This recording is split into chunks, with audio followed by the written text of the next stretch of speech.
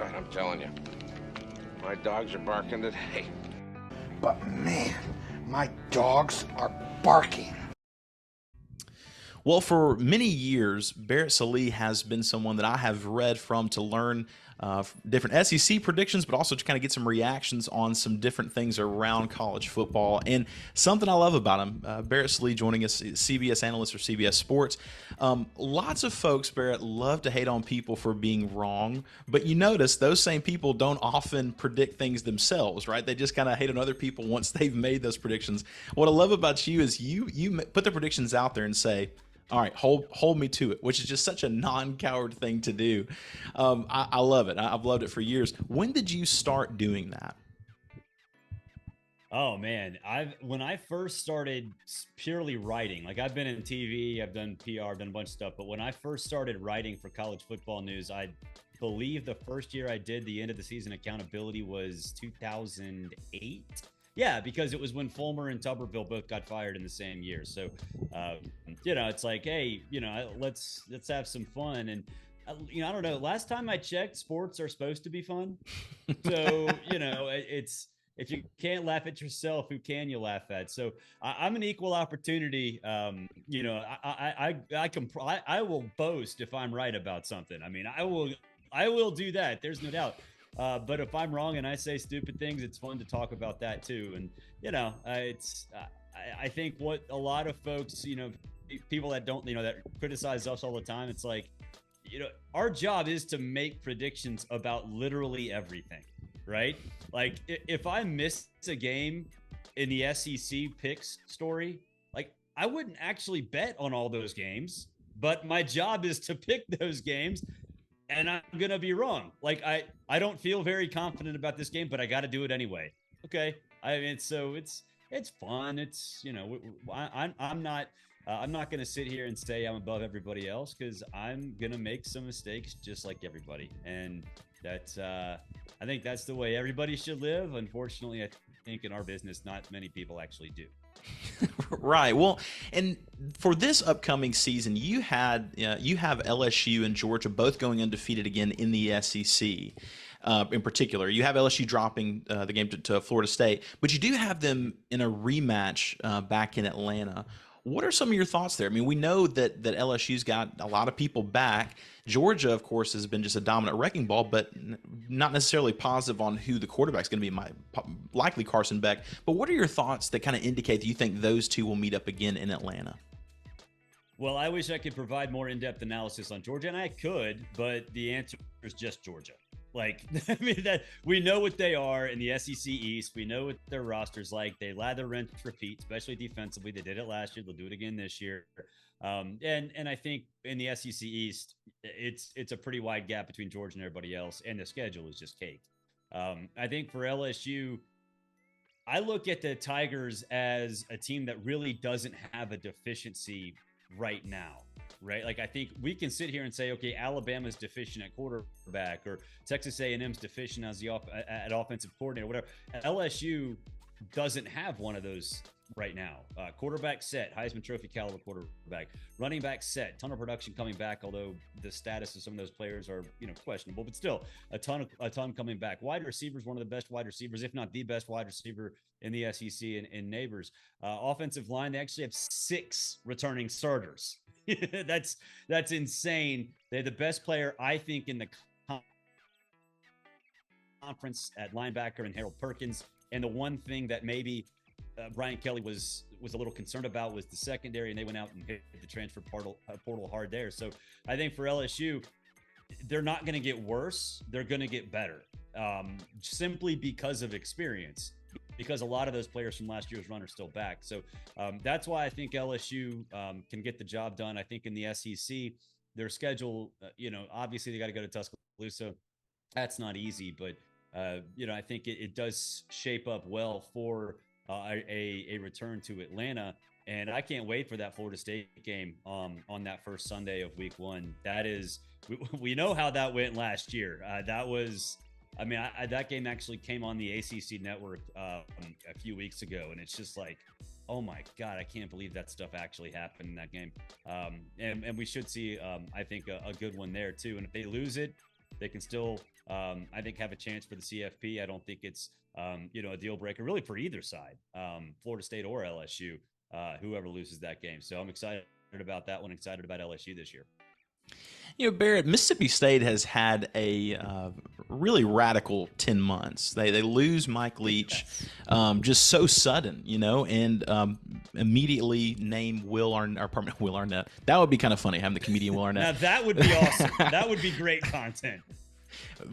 That's like the one thing we would not expect in the SEC, but man, that would be something. But a very different guy on a comedic level, Zach Arnett, is the new head coach. And he's now leading this team. He's kind of picked his offensive coordinator, and it is such a question mark as to what this team is going to be. Are they going to be a surprise because Will Rogers has so much experience, throwing a lot of passes? Is he really going to struggle with that? Is it going to be difficult? But what I noticed in your predictions, you went with the under on their 6.5 win total kind of prediction there. What are some of the things that concern you about Mississippi State coming into this season? Well, I think 40,000 foot. I mean, you're replacing a legend, and not just like one of the sort of semi legends of the sport, like literally a transcendent figure.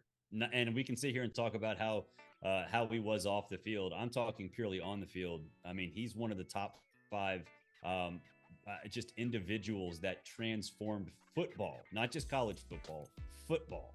So this idea that Zach Arnett is going to come in and nothing's going to change and the success will be there, that's not realistic, and it's completely unfair to Zach Arnett. So I think, to me, that is something that, I mean, look, if you're talking about Mississippi State being a bowl team, okay, you're talking 7-5, considering they actually have a tough out of conference game too. That's pretty aggressive to me.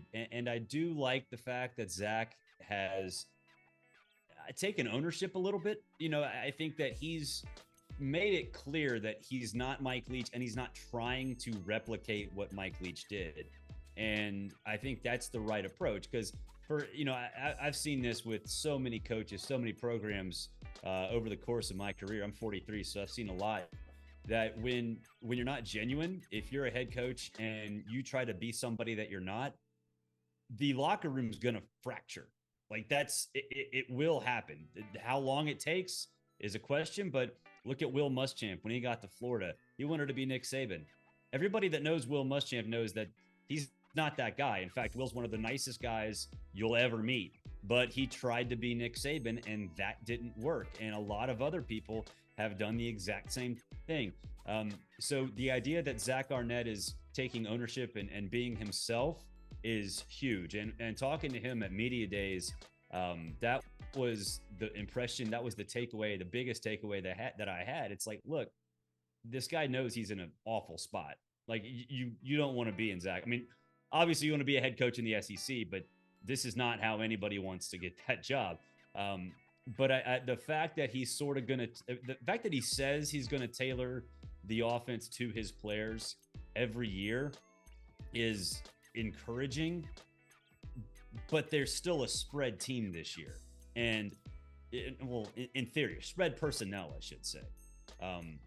And if you're going to do that without the genius of Mike Leach, I got to see it, man. I got to see it before I believe it. And again, I think, and I wrote this when we did our optimistic, or our over-unders, I should say, which is the story you're referencing. Like, I don't care if Mississippi State goes 2-10 this year. You cannot have a judgment on Zach Arnett. Like, you just don't do it. It's not fair to him. It's not fair to the program. It's not fair to the players. And like I said, under, to me, again, that's one of those things where I'm not touching that in reality. We have to pick those.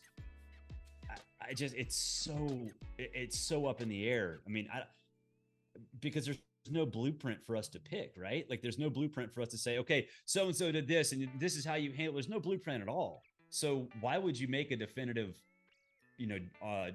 decision, definitive judgment on that right now? It just doesn't seem like it's realistic or fair to anybody involved.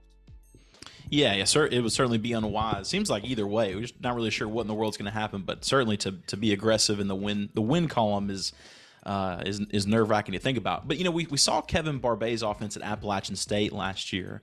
And, of course, that win over Texas A&M, they looked really good. And it was an exciting offense, obviously very different skill, competition level.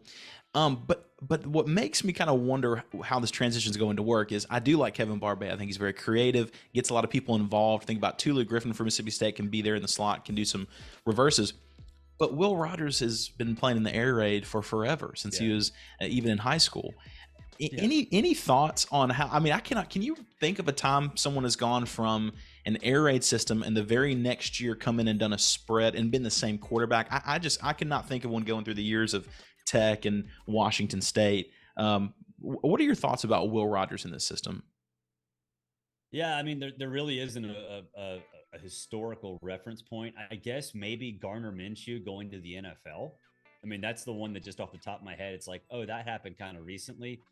But that was not a Mike Leach system, or not Mike Leach. He wasn't coached by Mike Leach, but I guess he was. Yeah, he was the coach of that team. So, but again, that's NFL to college. That's not, I don't know how you can compare those two. So, I think being asked to, it's Mike Leach's playbook is 6 plays, right? Like, it was 6 plays.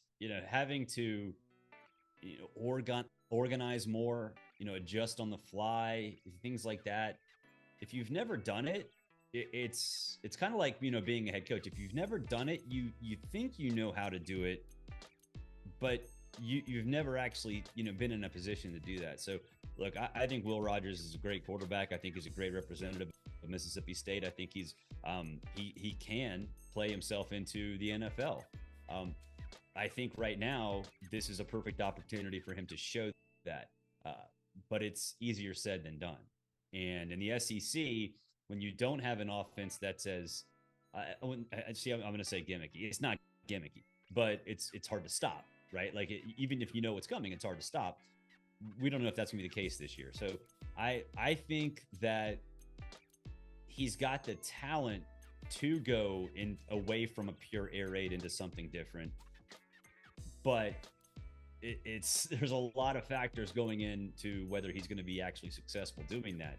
And a lot of it is just, mental, making sure that some of the things you had to deal with in a Mike Leach system are not necessarily things you hold on to if you're not being taught that, on the practice field.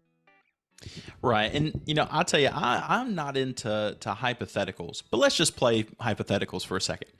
This year we've got 4 teams, a 4-team playoff, but soon it'll be a 12-team playoff. And, you mentioned, man, even the predictions you put, I'm not going to put actual money down on these. That'd be unwise. But, man, if you had to put something down for, if this was a 12-team playoff system this year, how many SEC teams would you have in? If you had to really kind of guess and analyze, who would you have in there? I would have Georgia and LSU. I would have Alabama, but like I said, I don't think they're going to win the West. But it's Alabama. 10-2 is still going to get you in. I would have it would depend on landscape, obviously, for a 4th. And if you go back and look historically, that's kind of where hypothetically these 12-team playoffs, these SEC teams are. Like, that 4th team is kind of on the brink there. And so to me, I would say the most likely 4th would be Ole Miss. I can be convinced that it would be Arkansas. But I honestly, looking at the landscape of the season, I don't think that there would be a 4th. Just because I think there could be 2, maybe 3 Pac-12 teams. And I think that's the biggest thing is like, okay, what has to happen for a 4th SEC team to be left out? Well, I would say dynamic Pac-12 teams. Now, we're not going to have a Pac-12 after this year, but this year it's going to be awesome. I think the Pac-12 is going to be much better this year than anybody realizes. So I would say, getting back to the question, if you're going to make me pick a 4th, it would be Arkansas or Ole Miss. But I would guess that there would not be a 4th based on how I think this season's going to play out. Yeah.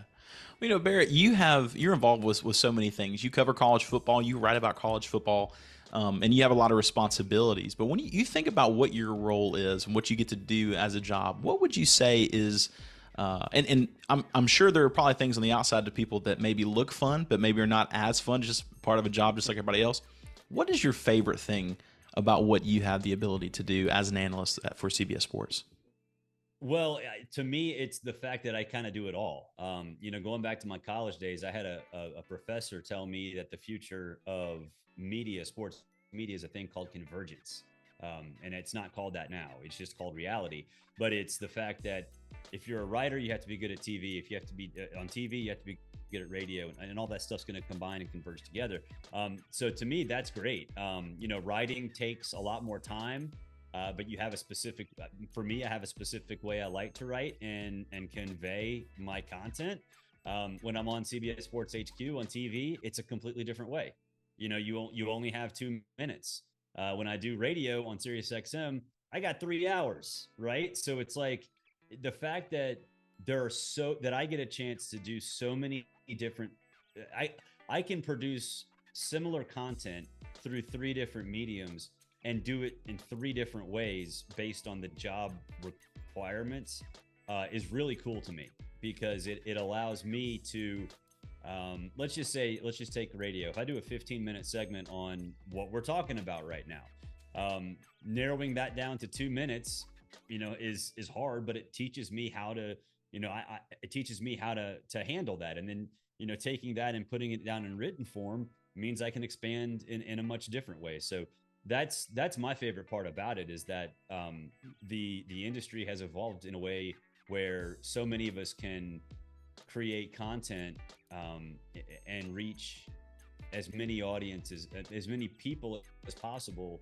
because everybody consumes things in a different way. And I just love that about not just sports media, but just media in general. It's great that we have so many options these days. And I think that will only continue moving forward. Well, thanks so much to CBS Sports, Barrett Sallee, for joining us, giving us some great insight today. Thanks so much for listening to My Dogs Are Barking podcast. We'll see you next time in Hail State.